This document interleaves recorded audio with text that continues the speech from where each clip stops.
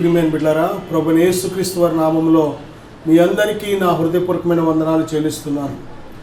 ఈ యొక్క సమయంలో నిత్య జీవము అనే అంశం మీద దేవుని వాక్యాన్ని మనం ధ్యానం చేయబోతున్నాం.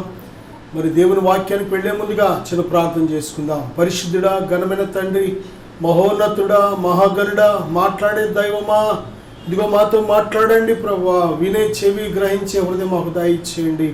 ఈ వాక్యాన్ని మీడియా ద్వారా ఆలకిస్తున్న ప్రతి బిడ్డని మీ స్వాధీనపరుచుకో తండ్రి. మీరే మాట్లాడమని, బిడ్డను దీవించమని యేసుక్రీస్తు నామములో ప్రార్థిస్తున్నాను తండ్రి, ఆమేన్. ప్రియబిడ్డలారా, ప్రార్థన ఆలకించే దేవుడు. ప్రార్థనలో మీరు కూడా ఏకీభిస్తున్నప్పుడు తప్పనిసరిగా దేవుడు మన ప్రార్థన ఆలకించి ఘనమైన కార్యాలు దేవుడు చేస్తున్నాడు. నా సహోదరుడా, సహోదరి, ఈరోజు నిత్య జీవము అనే అంశం మీద దేవుని వాక్యాన్ని మనం ధ్యానం చేయబోతున్నాం. నిత్య జీవము, దేవుని బిడ్డలారా, ఈ యొక్క మాట దేవుని పరిశుద్ధ గ్రంథంలో మనం చూడగలం. ఇది మాటే కాదు కానీ మహోన్నతమైన దైవిక మర్మం ఉన్న మాట. దేవుని బిడ్డలారా, దేవుడు ఏదేని తోటలో 3 రకాల వృక్ష ఫలాలు చేశాడు. అవి ఆదికాండంలో 2వ అధ్యాయంలో మనం చూసినట్లయితే, మరి ఆహారానికి మంచిది, చూపునకు రమ్యమైన ప్రతి వృక్ష ఫలాలు అనే మొదటి గుంపును చేశాడు. రెండవదిగా మనం చూస్తే జీవ వృక్ష ఫలములను దేవుడు చేశాడు. మూడవదిగా మనం చూస్తే మంచి చెడ్డలను ఎరిగే మంచి చెడ్డల జ్ఞానం ఇచ్చే వృక్ష ఫలాలు చేసినట్లు మనం చూస్తున్నాం. అంతేకాదు, దేవుడు ఏదైనా తోటలోకి ఆదామును తీసుకొచ్చి, ఆదామా, ఈ తోట చెట్లలో నువ్వు దేని ఫలములైనను నిర్భయంతరంగా తినవచ్చు, అయితే ఈ మంచి చెడ్డల తెలివినిచ్చే వృక్ష ఫలాలు తినకూడదు, వాటిని దినమున నిశ్చయముగా చచ్చేదమని ఖచ్చితంగా చెప్పాడు. దేవుడు ఏ ఉద్దేశంతో, ఏ మర్మంతో ఆ యొక్క మంచి చెడ్డల తెలివినిచ్చే వృక్ష ఫలాలు పెట్టాడు అంటే, ఈ లోకంలో మానవుడికి విరోధి అయిన ఒక శత్రువు ఉన్నాడు. మనకంటే ముందే దేవుడు సృజించిన ఒక దేవదూత దెయ్యముగా, శత్రువుగా మారాడు. వాడు ఈ భూమి మీద దేవుడు చేస్తున్న సమస్త కార్యాలు వాడు చూస్తున్నాడు, వెంబడిస్తున్నాడు. కనుక వాడు ఏ సమయంలోనైనా వచ్చి మోసం చేస్తాడు. కాబట్టి మోసం చేయకుండా ఉండినట్లు దేవుడు మనలను ఆయన మాట వినమని ప్రత్యేకంగా చెప్పాడు. ఆయన మాట మనం స్వతంత్రంగా ఇష్టంగా వింటే, ఆయన మాట వినడమే నిత్య జీవం. ఆయన మాట వింటే మనం బ్రతుకుతాం. ఆయన మాట వినకపోతే ఆజ్ఞను అతిక్రమించినట్టు బైబిల్ చెప్తుంది. ఆజ్ఞాతిక్రమే పాపము, పాపం వల్ల వచ్చే జీతం మరణం. అది ఎటువంటి మరణం అంటే 3 మర్మాలు కలిగిన మరణము. ఒకటి ఆత్మీయ మరణము, అంటే ఆదాము ఏదేను తోటలోంచి గెంటివేయబడడం, అంటే దేవునికి మానవుడికి ఉన్న రిలేషన్ తెగిపోవడమే ఆత్మీయ మరణం. రెండవదిగా ఆదాము 930 సంవత్సరాలు బ్రతికి చనిపోయి మట్టిలో పాతి పెట్టబడినట్లు మనం చూస్తున్నాం. ఇది శారీరక మరణం. ఇక 3వ మరణం చూస్తే మరి నిత్య మరణం. ధనవంతుడు భూమి మీద బహుగా సుఖపడ్డాడు, కానీ చనిపోయిన మరుక్షణమే తన దేహం అంటూ పాతి పెట్టబడింది. కానీ తన ఆత్మ ఎక్కడికి వెళ్ళిందంటే పాతాళానికి కొనుక్కోబడింది. పాతాళంలో వేదన పడుతున్నాడు, పాతాళంలో భయంకరమైన శిక్షణ అనుభవిస్తున్నాడు. ఇక తప్పించుకోవడానికి ఏమాత్రము కూడా వీలు లేని ఆ స్థలం అన్నమాట. కాబట్టి అది నిత్య మరణం. యుగ యుగములు మరి అగ్ని ఆరదు, పురుగు చావదు, అటువంటి భయంకరమైన స్థలములో, వేదన కలిగిన స్థలములో మరి అక్కడ మానవుని ఆత్మ అనుభవించవలసి ఉంటుంది. అటువంటి శిక్షను ఎదుర్కోవలసి ఉంటుంది. ఆ శిక్ష నుండి తప్పించడానికే దేవుడు మనలను ఏ యొక్క వృక్ష ఫలాలు తినాలని కోరుకున్నాడంటే జీవ వృక్ష ఫలాలు తినాలని కోరుకున్నాడు.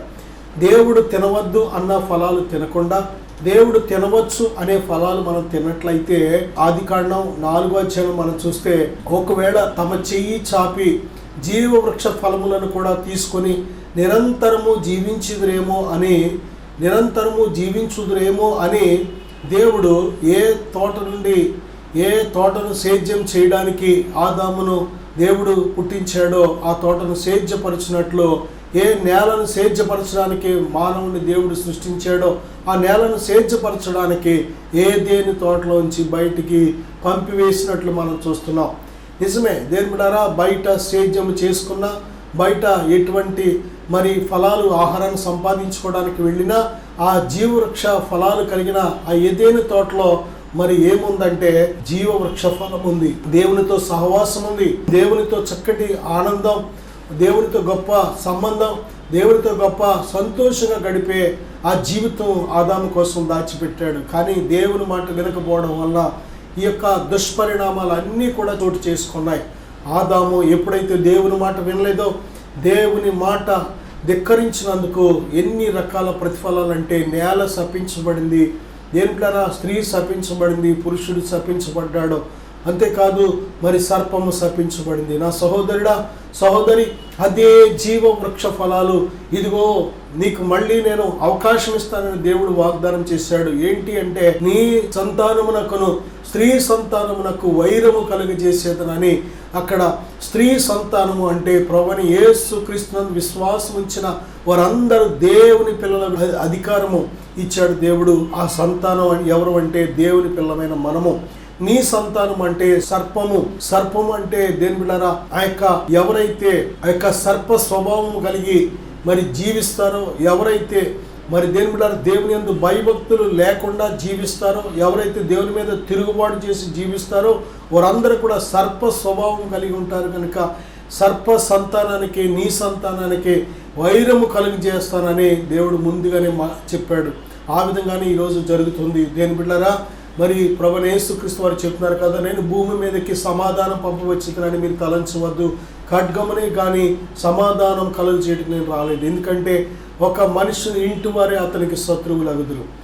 ఆయన కంటే ఎక్కువగా తల్లినైనను తండ్రినైనను ప్రేమించేవాడు ఆయనకు పాత్రుడు కాదు, కుమారునైనను కుమార్తెనైనను ఎక్కువగా ప్రేమించేవాడు ఆయనకు పాత్రుడు కాదు. అంటే దేవుడు ప్రేమించొద్దు అని కాదు దాని అర్థం. ప్రేమించమంటున్నాడు, తల్లిదండ్రులు సన్మానించమంటున్నాడు, బిడ్డలు ప్రేమించమంటున్నాడు, భార్య భర్తను ప్రేమించమంటున్నాడు, భర్తను భార్యను ప్రేమించమంటున్నాడు దేవుడు. అయితే ఆయన కంటే ఎక్కువగా ప్రేమించొద్దు. దేవునిని మొదట మనం మన పూర్ణ హృదయంతో, పూర్ణాత్మతో, పూర్ణ శక్తితో మనం ప్రేమించే వారికి ఉండాలి. నా సహోదరుడా, ఈ నిత్య జీవము అంటే చూడండి, మానవుడు ఎప్పుడైతే పాపము చేశాడో, పాపంలో వచ్చే జీవితం మరణం. ఆ మరణం అనేది మానవులు అందరూ కూడా పాపం చేసినందున మరణం అందరికీ సంప్రాప్తమైంది. అయితే ఆ మరణం నుంచి మనల్ని తప్పించడానికే మళ్ళా దేవుడు 2026 సంవత్సరాల క్రితం జీవ వృక్ష ఫలాల చెట్టును నాటాడు. ఆ చెట్టు పేరే యేసుక్రీస్తు. లోక పాపమును మోసుకొని పోవు దేవుని గొర్రెపిల్ల. ఆ ప్రభుని యేసుక్రీస్తునందు విశ్వాసం ఉంచిన వాడు నిత్య జీవం గలవాడు. యేసునందు విశ్వాసం ఉంచిన మనము నిత్య జీవం గలవారమని తెలుసుకోవాలని ఈరోజు వాక్యం సెలవిస్తుంది. నా సహోదరుడా, ఏ జీవ వృక్ష ఫలాలు అయితే తినకుండా ఆదాము గెంటివేయబడ్డాడో, ఆ తర్వాత దేవుడే ఆ జీవవృక్ష ఫలాల చెట్టును తీసి పరలోకం తీసుకెళ్ళాడో, అదే విధముగా అదే జీవవృక్ష ఫలాలు ఈరోజు అందరికీ అందుబాటులో దేని బిడ్డారా ప్రతి ఒక్కరికి కూడా దేవుడు దయచేస్తున్నాడు. ఆ జీవవృక్ష ఫలం ఎవరు అంటే ప్రభువైన యేసుక్రీస్తు. దేవుడు లోకమును ఎంతో ప్రేమించెను కాగా ఆయన తన అద్వితీయ కుమారునిగా పుట్టిన వాని యందు విశ్వాసం ఉంచి ప్రతివాడు నశింపక నిత్య జీవం పొందినట్లు ఆయనను అనుగ్రహించాను. నిజమే, మనందరం నిత్య జీవం పొందినట్లే. నిత్య జీవం పొందడానికే, మనకు నిత్య జీవం ఇవ్వడానికే ఆ ప్రభువైన యేసుక్రీస్తు అనే తన అద్వితీయ కుమారుని మన కోసం పరలోకము తండ్రి ఇచ్చాడు. దేని బిడ్డ, యేసునందు విశ్వాసం ఉంచిన వాడు నిత్య జీవం గలవాడు. యోహాను సువార్త 3:15 విశ్వసించు ప్రతివాడు నశింపక ఆయన ద్వారా నిత్య జీవము పొందినట్లు ఆయనను అనుగ్రహించాడు. యోహాను సువార్త 3:36 కుమారుని యందు విశ్వాసం ఉంచువాడే నిత్య జీవము గలవాడు. యేసునందు విశ్వాసం ఉంచువాడే నిత్య జీవము గలవాడు. అలాగే యోహాను సువార్త 6:27 మనం చూసినట్లయితే నిత్య జీవము కలుగజేయు అక్షయమైన ఆహారము కొరకే కష్టపడుడి, మనుష్య కుమారుడు దానిని మీకు ఇచ్చును, ఇందుకై తండ్రి అయిన దేవుడు ఆయనకు ముద్ర వేసి ఉన్నాడు అని చెప్పాను. అక్షయమైన ఆహారం కొరకు మనం కష్టపడాలి. అక్షయమైన ఆహారం ఉంటుంది, ఆత్మకు సంబంధించిన ఆహారం ఉంటుంది. దేవుని బిడ్డలారా చూడండి, శరీరానికి సంబంధించిన ఆహారం ఎలాగైతే మనకు ఉందో, భూమి మీద అనేక రకాల ఆహార పదార్థాలు శరీరానికి పోషించుకోవడానికి, శరీరంలో బలం పొందడానికి ఏ విధముగా శరీర సంబంధమైన ఆహారం ఎలాగైతే ఉందో అలాగే అక్షయమైన ఆహారం ఉంటుంది. ఆ యొక్క అక్షయమైన ఆహారం మనం భుజించినట్లయితే మనము నిత్య జీవము కలిగి ఉంటాం. ఆత్మకు సంబంధించిన అక్షయమైన ఆహారం ఏంటి అని మనం చూసినట్లయితే దేని బిడ్డలారా మరి మత్తయి సువార్త 4వ అధ్యాయం మనం చూడగలం. శత్రువైన సాతాను వచ్చి ప్రభువైన యేసుక్రీస్తు వారు ఆకలితో ఉన్నప్పుడు 40 రాత్రులు 40 పగలు ఉపవాసం ఉన్నప్పుడు శోధిస్తూ ఏమంటాడంటే, సాతాను, నీవు దేవుని కుమారుడు అయితే ఈ రాళ్ళు రొట్టెలగినట్లు ఆజ్ఞాపించమంటాడు. అందుకు ప్రభువారు చెప్పిన మాట ఏమిటంటే, మనుషుడు రొట్టె వల్ల మాత్రమే కాదు, దేవుని నోటి నుండి వచ్చే ప్రతి మాట వలన జీవించును. దేవుని బిడ్డలారా, రొట్టె అనేది, భోజనం అనేది ఈ లోక సంబంధమైన ఆహారం శరీరానికి, కానీ ఆత్మను జీవింపచేసే ఆహారం మరొకటి ఉంది. అదే దేవుని నోట నుండి వచ్చిన ప్రతి మాట. బైబిల్ దేవుని ఆత్మ చేత ప్రేరేపించబడి వ్రాసిన గ్రంథం. దేవుని నోట నుండి వచ్చిన ప్రతి మాట ఇది. దేవుడు పలికిన మాటలు, ఆయన మనం బ్రతకాలని ఏ ఆజ్ఞలైతే మనకి ఇచ్చాడో, ఆయన ఏ మాటలైతే మనం జీవించడానికి ఇచ్చాడో, మన ఆత్మ ఆ మాటలు మన ఆత్మకు అందగానే అది జీవం పొందుకుంటుంది, నిత్య జీవాన్ని పొందుకుంటుంది. మన ఆత్మ నిత్యము జీవించగలుగుతుంది. దేవుని వాక్యాన్ని వినువారు గొప్పవారు కాదు, లేక బోధించువారు గొప్పవారు కాదు, కానీ దేవుని వాక్యానుసారంగా జీవించేవారు గొప్పవారు. నా సహోదరుడా, సహోదరి, దేవుని వాక్యాన్ని వింటున్నావా? విని గైకుంటున్నావా? గైకొని వారే ధన్యులని బైబిల్ చెప్తుంది. గైకొనే వారికి ఉండాలి. ఈయన మాటలు వినకుండా, వాడి చొప్పున చేయకుండా ప్రభువా ప్రభువా అనే ప్రతివాడు పరలోక రాజ్యంలో చేరడం అని ప్రభు స్పష్టంగా చెప్తున్నారు. ఆయన మాటలు విని వాటిని గైకొని వాడి ధన్యుడు. ఆ మాటలు గైకొని వాటి ప్రకారం జీవించేవాడు బండ మీద తన ఇల్లు కట్టుకుని బుద్ధిమంతుని పోలి ఉంటాడు. దేని బిడ్డరా, దేవుని వాక్యం మనకు ఆహారమైంది. దేవుని వాక్యం మనకు జీవాహారం, ఆత్మకు ఆహారం వాక్యం. ఈ వాక్యము ప్రతి ఆత్మకు అవసరం. అందుకే ఈ వాక్యాన్ని దివారాత్రము ధ్యానించేవాడు ధన్యుడు. దేవుని వాక్యం మనము ప్రతిరోజు భోజనం చేయడానికి సమయం ఎలాగైతే కేటాయిస్తున్నామో, దేవుని వాక్యాన్ని ధ్యానం చేయడానికి కూడా మనం సమయం కేటాయించాలి. ఎందుకంటే ఇది మనల్ని బ్రతికించే వాక్యం. మొదటిగా మనం చూసాం, నిత్య జీవము అంటే ప్రభువైన యేసుక్రీస్తు వారు. యేసునందు విశ్వాసం ఉంచిన వాడు నిత్య జీవం గలవాడు. యేసు నమ్ముకుంటున్న ప్రతి ఒక్కరు కూడా, యేసునందు విశ్వాసం ఇచ్చిన ప్రతి ఒక్కరూ నిత్య జీవం గలవారు. ఈ విషయాన్ని వాక్యమే మనకు ఆధారం. రెండవదిగా మనం చూస్తే, ఆయన మాటలు ప్రకారం మనం జీవిస్తున్నప్పుడు, ఆయన మాటలు మనకు నిత్య జీవం కనుక, ఆయన ఆజ్ఞలు మనకు నిత్య జీవం కనుక, ఆయన ఆజ్ఞలు గైకొను వాడు నిత్య జీవం గలవాడు. మూడవదిగా మార్కు సువార్త 10వ అధ్యాయం 29 నుంచి 30 వచనాలు మనం చూసినట్లయితే, నా నిమిత్తమును సువార్త నిమిత్తమును ఇంటినైనను, అన్నదమ్ములనైనను, అక్క చెల్లెండ్రనైనను, తల్లిదండ్రులనైనను, పిల్లలనైనను, భూములనైనను విడిచిన వాడు రాబోవు లోకమందు నిత్య జీవమును పొందును. నిత్య జీవం పొందడానికి దేవుడైన ప్రభువే మార్గము, సత్యము, జీవము. ఆ ప్రభుని యేసు క్రీస్తును వెంబడించకుండా ఒకవేళ మన ఇంటి వారే మనకు విరోధులు కావచ్చు, మన రక్త సంబంధులే మనకు విరోధులు కావచ్చు, మనం కష్టపడి ఆర్జించుకున్న మన ఆస్తిపాస్తులే మనకు ఆటంకాలు కావచ్చు. ఈ లోకం వాటిని బట్టి మనల్ని భయపెడుతూ ఉంటుంది. నువ్వు దేవుని నమ్ముకుంటే ఇదిగో నీ ఇల్లు ఉండదు, నువ్వు దేవుని నమ్ముకుంటే నీ ప్రాణం ఉండదు, నువ్వు దేవుని నమ్ముకుంటే మాకు మీకు సంబంధం ఉండదు, నువ్వు దేవుని నమ్ముకుంటే కుటుంబానికి నీకు సంబంధం ఉండదు. కేవలం ఈ బెదిరింపులే. మనం ఎక్కడ చూసినా భూలోకమందంతటా దేవుని పిల్లలు ఎదుర్కొంటున్న ఈ యొక్క హింస ఏమిటంటే ఇదే. ప్రభువునందు విశ్వాసం ఉంచిన మనలను ఈ విధంగా బెదిరిస్తూ మనలను ఏ విధంగానైనా సరే ప్రభువులో ఈ నిత్య జీవం పొందకుండా అడ్డగిస్తూ పరీక్షిస్తూ ఉంటుంది. దేని బిడ్డ, ప్రభు చెప్తున్నారు కదా, మనము ఎప్పుడైతే ప్రభు నిమిత్తము వీటిని జయించే వారికి ఉంటామో, ప్రభు నిమిత్తము వీటిని ఏమాత్రం కూడా ప్రేమించకుండా ప్రభు కోసం వాటిని అవసరమైతే విడిచిపెట్టే వారిగా ఉంటామో, అప్పుడు ఈ నిత్య జీవాన్ని స్వతంత్రించుకుంటాం. జీవము, మరణము రెండు దేవుడు మన ముందు పెట్టాడు. జీవం కావాలంటే కొన్ని వాటిని మనం విసర్జించాలి. దేవుని బిడ్డలారా, మరణము కావాలని కోరుకునేవాడు పాపంలో జీవిస్తాడు, లోకాన్ని ప్రేమిస్తాడు, లోకంలో ఉన్న వాటిని ప్రేమిస్తాడు, శరీర సంబంధమైన క్రియలు చేస్తాడు. ఎందుకంటే శరీరమును బట్టి విత్తువాడు మరణం అనే పంట కోస్తాడు. దేవుని బిడ్డలారా, మనము జీవము అనే పంట కొయ్యాలి అంటే, నిత్య జీవం అనే పంట కొయ్యాలి అంటే ఆత్మను బట్టి విత్తాలి. ఆత్మానుసారంగా నడుచుకొనిడి, అప్పుడు మీరు శరీరేచ్ఛను నెరవేర్చరు. దేవుని ఆత్మకు లోబడి ఆయన ఆత్మ చేత మనం నడిపించబడాలి. మనం ఆయనకు పూర్తిగా మన జీవితాన్ని సమర్పించుకుంటున్నప్పుడు ఆయన మనల్ని నడిపించడానికి సిద్ధంగా ఉన్నాడు.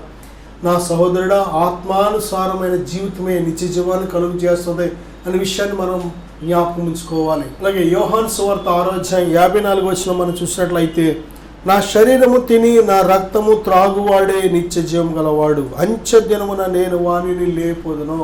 ప్రభువైన యేసుక్రీస్తు వారు ఈ లోకానికి వచ్చిన ఉన్నతమైన ఉద్దేశాల్లో మరొక ఉద్దేశం ఏంటంటే నిత్య జీవం కలుగు చేయాలని. ఒకటి, మన పాపము నుంచి మనల్ని విడిపించడానికి వచ్చాడు. రెండు, మన శత్రువైన సాతాను బంధకాల నుంచి మనల్ని విడిపించడానికి వచ్చాడు. మూడు, లోకము నుంచి ప్రత్యేకించుకొని మనల్ని ఒక ప్రత్యేకించబడిన పరిశుద్ధమైన పిలుపుతో దేవుడు మనల్ని పిలిచాడు కనుక ఆ పిలుపుకు తగినట్లు జీవించాలని దేవుడి లోకానికి వచ్చాడు. అలాగే మన ఆత్మ నశించిపోకుండా నరకానికి వెళ్లకుండా నిత్య జీవం పొందాలి అంటే నిత్య రాజ్యానికి వారసులుగా ఉండాలనేది దేవుని ఉద్దేశం. నిత్య జీవము అంటే మరణం నుంచి తప్పించబడి నిత్య రాజ్యాన్ని స్వతంత్రించుకునే యోగ్యత కలిగిన జీవితం అని అర్థం. కనుక నిత్య రాజ్యానికి చేరుకోవడానికి, పరలోక రాజ్యం వెళ్ళడానికి దేని బిడ్డారా, దేవుడు ఏదైతే కోరుకుంటున్నాడో ఆ మారు మనసు కలిగి ఉండడమే నిత్య జీవం. మారు మనసు లేకపోతే పరలోక రాజ్యం స్వతంత్రించుకోలేవు.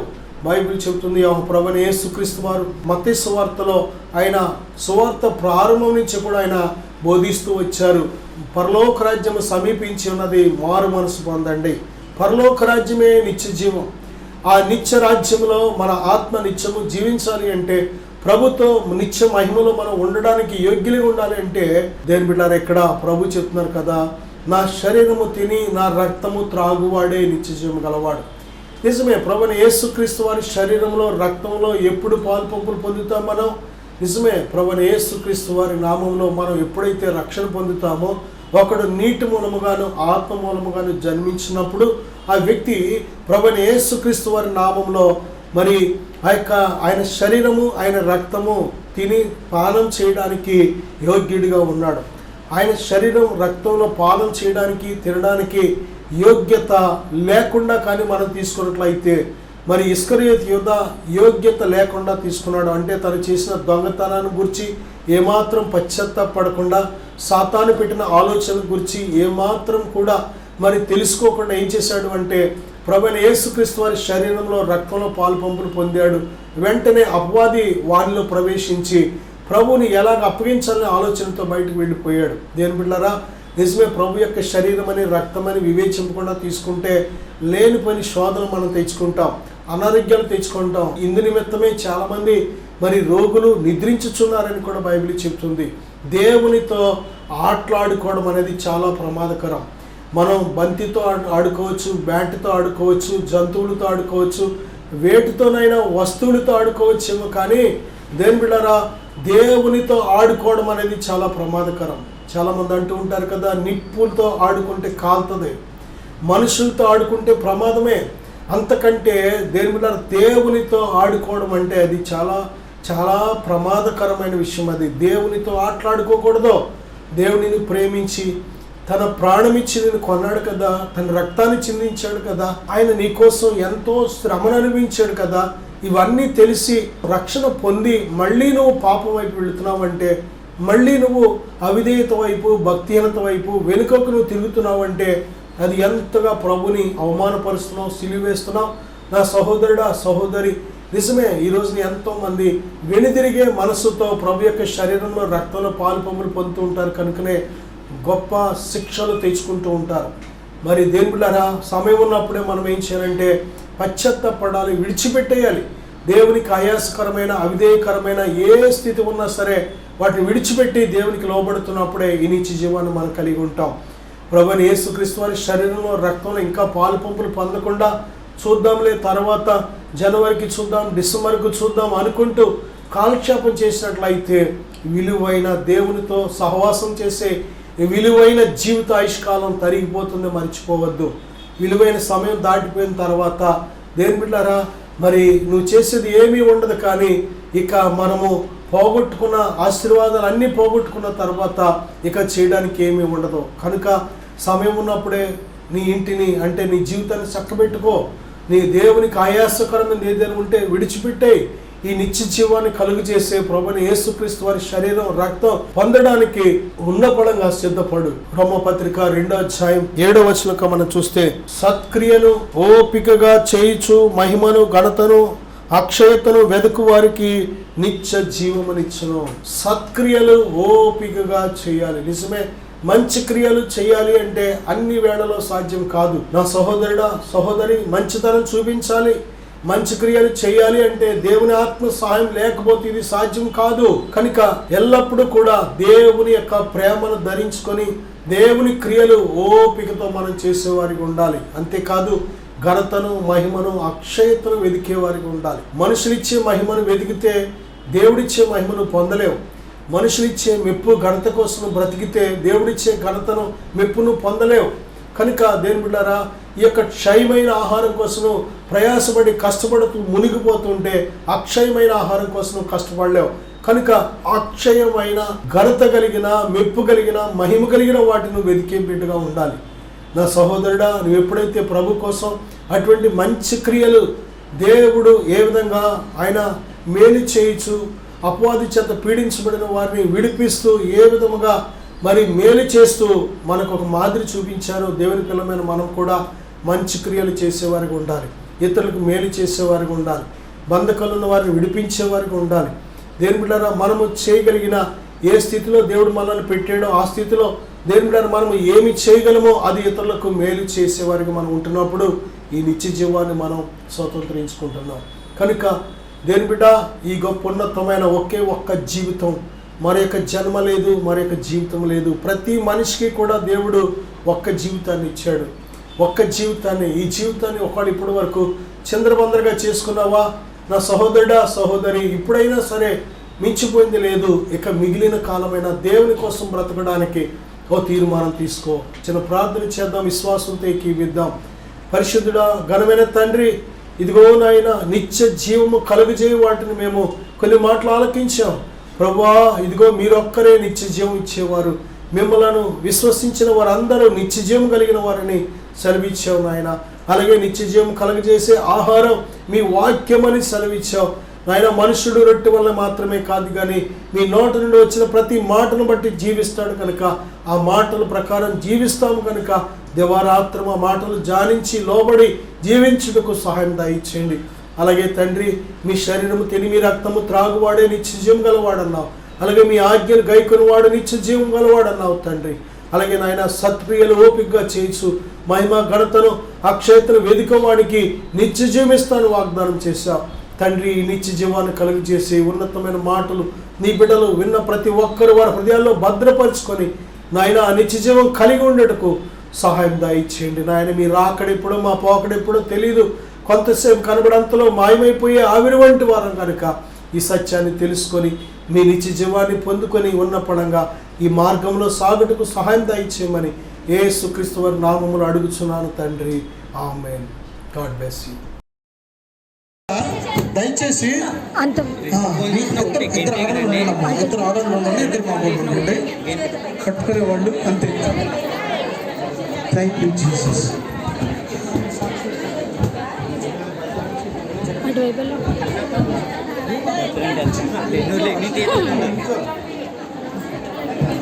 చూడు చూడు చూడు చూడు చూడు.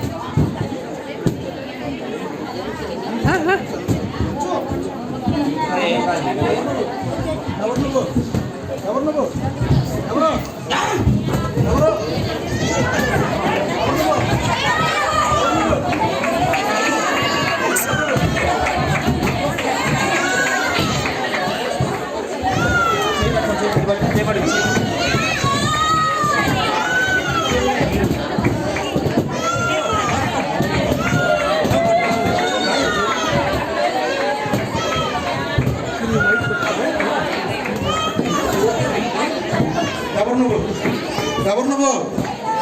ఎవరు నువ్వు? ఎవరు నువ్వు? ఎవరు నువ్వు? ఎక్కడి నుంచి వచ్చావు? ఎవరు నువ్వు? చెప్పు. ఎవరు నువ్వు? ఎవరు నువ్వు? ఎవరు నువ్వు? ఎవరు నువ్వు? ఎవరు నువ్వు? ఎవరు నువ్వు? ఎవరు నువ్వు? ఎవరు నువ్వు? ఎవరు నువ్వు? ఎవరు నువ్వు? ఎవరు?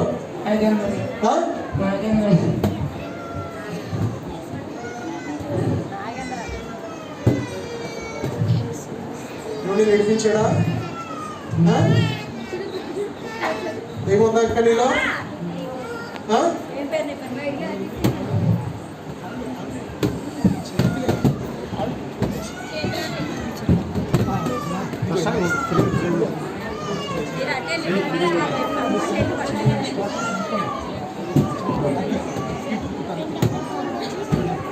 ఎవరు నువ్వు? ఎవరు నువ్వు? ఎవరు నువ్వు? ఎవరు నువ్వు? ఎవరు నువ్వు? తెలియను బా, అక్కడి నుంచి వచ్చావు. ఎవరు నువ్వు? ఎవరు నువ్వు? ఎవరు నువ్వు? ఎవరు నువ్వు? ఎక్కడి నుంచి వచ్చావు? ఎక్కడి నుంచి వచ్చావు? ఎక్కడి నుంచి వచ్చావు? ఎక్కడి నుంచి వచ్చావు? ఎక్కడి నుంచి వచ్చావు? ఎక్కడి నుంచి వచ్చావు? ఎక్కడి నుంచి వచ్చావు? బయటికి అయిపోయింది నీ సమయం. యేసుక్రీస్తు నామములో ఇప్పుడే బయటికి.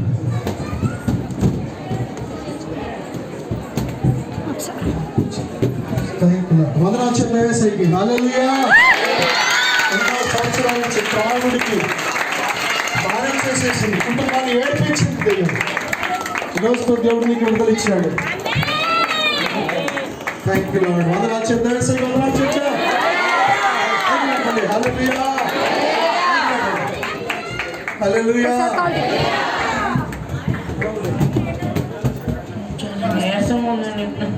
విడిపించారు. దెయ్యం వెళ్ళిపోయింది. యేసుకి వందనాలు చెప్పు. Thank you Jesus. Hallelujah hallelujah. నా పేరు నాగేంద్ర. మీరు ఏ ఊరు నుంచి వచ్చారండి? మీ చర్చికి ఎప్పటి నుంచి వస్తున్నారు? 5 years నుండి. 5 years నుంచి వస్తున్నారు. ఇప్పుడు మీకున్న సమస్య ఏంటి? ప్రింటింగ్ ఎక్కువ తీసుకోండి, దాని గురించి పాస్పోర్ట్ కనిపిస్తారని చెప్పి వస్తున్నాను. ఏ సమస్య? రాగులు రావడైన సమస్య. మరి దైవజనుల దగ్గరికి వచ్చినప్పుడు ఈ సమస్యను ప్రార్థిస్తున్నప్పుడు దైవజనులు ఆ సమస్యను విశ్వసించి ప్రార్థించినప్పుడు మీకు ఎలా అనిపించింది? అసలు నేను దగ్గరికి వెళ్ళకపోయాను. కొండని మంటలు వచ్చేసి ఆయన దగ్గరికి వెళ్తుంటే ఆయనకి పారిపోయాను. ఆయన దగ్గరికి కూడా వెళ్ళకపోయాను అసలు. అప్పుడు నేను పక్కన వాళ్ళని పట్టుకుని ఫస్ట్ వాటర్ స్ప్రే చేయగానే ఏమేమి తెలియదు, పడిపోయాను. అలా అంతా పట్టేసినట్టు అయిపోయి తర్వాత రిలీజ్ అయ్యాను. కింద ఆ వాటర్ స్ప్రే చేసి తర్వాత మీకు రిలీఫ్ అనిపించింది. ఇప్పుడు మీరు ఇతరులకు ఇచ్చే సాక్ష్యం ఏంటి? దేవుడు నమ్మదగిన దేవుడు, పరిశుద్ధమైన దేవుడు. నేను కూడా నమ్మాను. నాకు కొంచెం బాగుంది. మరి ఈ బ్రదర్ జీవితంలో అనేకమైన బంధకాలు, త్రాగుడనే బంధకం నుంచి ఎంతో మరి దేవునికి ఆయాసకరంగా జీవించాడు. కానీ దేవుని యొద్దకు వచ్చేవారిని ఆయన ఎంత మాత్రమో కూడా నెక్కివాడు. ఎందుకంటే ఆయన మన కన్న తండ్రి కనుక. మరి దైవజనుడికి దగ్గరికి వచ్చి ఆ అభిషేక వాటర్ని సేవ్ చేస్తే నా జీవితం బాగుపడుతుందని వచ్చి దైవజనులతో ప్రార్థన చేస్తున్నప్పుడు మరి ఆ యొక్క దురాత్మ అతని నుంచి వీడి వెళ్ళిపోయి ఎంతో నెమ్మది సమాధానంతో ఆ బిడ్డ నింపబడ్డాడు. ఇది కేవలం దేవుని యొక్క మహిమ. మనందరం కూడా ఒకసారి చెప్పడం దేవుడు